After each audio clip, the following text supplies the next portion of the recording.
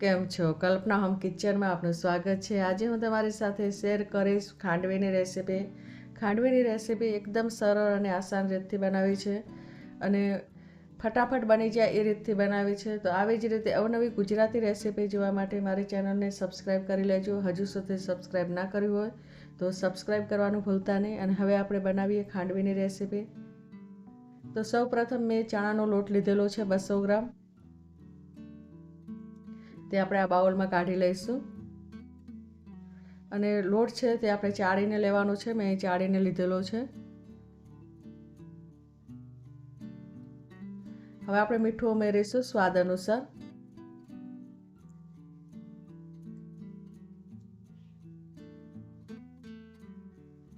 અને હળદર ઉમેરવાની છે આપણે 1 ચમચી. અને આદુ અને મરચાંની પેસ્ટ છે તે આપણે 1 ચમચી ઉમેરીશું.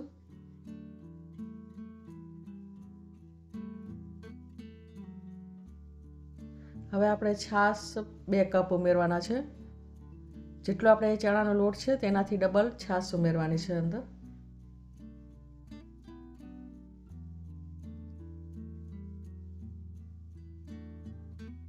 છાશ ઉમેરીને આપણે બરાબર મિક્સ કરી લેવાનું છે. જો તમે ગ્રાઇન્ડરથી પણ મિક્સ કરી શકો છો અને આવી રીતે ચમચીથી પણ મિક્સ કરી શકો છો.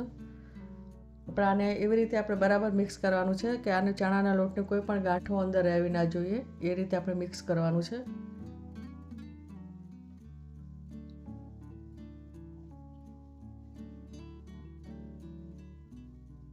હવે આ મિક્સ થઈ ગયું છે તો આપણે બીજા વાસણમાં કાઢી લઈશું.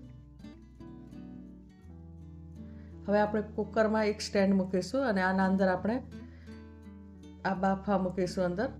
આવી રીતે આપણે કાંઠલો ડૂબે તેટલું પાણી લેવાનું છે અને આવી રીતે આપણે ઢાંકી અને અંદર બાફા મૂકીશું.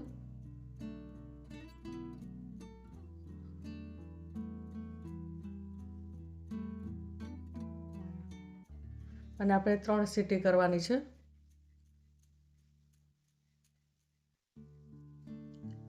3 સીટી પછી આ બફાઈ જાય છે. અને આવી રીતે કરવાથી ફટાફટ થાય છે અને ચણાનો લોટ પણ બરાબર બફાઈ જાય છે.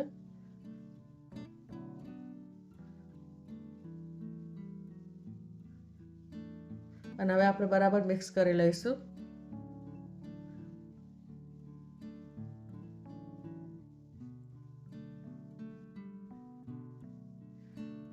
હવે આપણે એક ડીશ લેવાની છે અને ડીશમાં આવી રીતે આપણે પાથરી દેવાનું છે.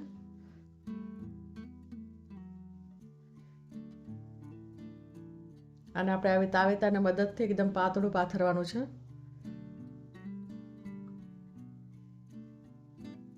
અને થોડું ગરમ હોય અને પાથરી લેવાનું. જો ઠંડુ થઈ જશે તો નહીં પાથરાય, એટલે થોડું ગરમ હોય અને પાથરી લેવાનું છે.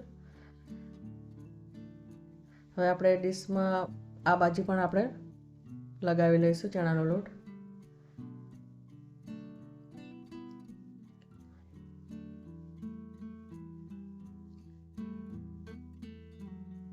આવી રીતે આપણે તાવેતાથી કરી લેવાનું છે.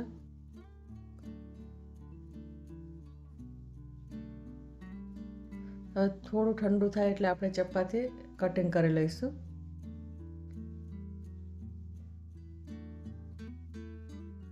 અને આવી રીતે આપણે રોલ વાળવાના છે. આવી રીતે આપણે બધા જ રોલ વાળી લઈશું. અને એકદમ ઇઝી રોલ વળે છે.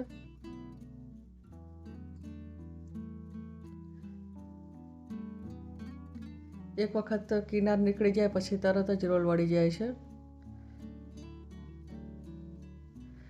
હવે આપણે વઘાર કરીશું. તો તેલ લઈશું. તેલ આપણે 2 ચમચી લેવાનું છે. અને રાઈ ઉમેરીશું અંદર. રાઈ બરાબર ફૂટે પછી આપણે તલ ઉમેરીશું.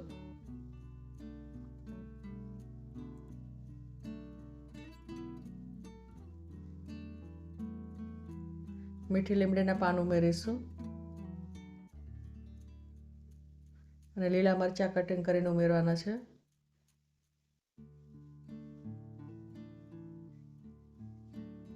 અને હિંગ ઉમેરીશું. હવે આપણે આ વઘાર છે તેને બરાબર મિક્સ કરી લઈશું અને ખાંડવીને આવી રીતે બરાબર ગોઠવી અને પછી વઘારને ઉપર ઉમેરીશું. આવી રીતે આપણે ચમચીની મદદથી વઘારને ઉપર ઉમેરવાનું છે અને લીલા ધાણા અને દાડમના દાણા ઉમેરીશું. અને આ ખાંડવી છે તે તૈયાર થઈ ગઈ છે અને આવી જ રીતે ગુજરાતી રેસીપી હું શેર કરું છું. તો તમને પસંદ આવે તો તમારા ગ્રુપમાં શેર કરજો અને આવી જ રીતે અવનવી ગુજરાતી રેસીપી જોવા માટે મારી ચેનલને સબસ્ક્રાઈબ જરૂરથી કરજો. અને હવે મળીશું આપણે બીજી રેસીપીમાં. ત્યાં સુધી બાય.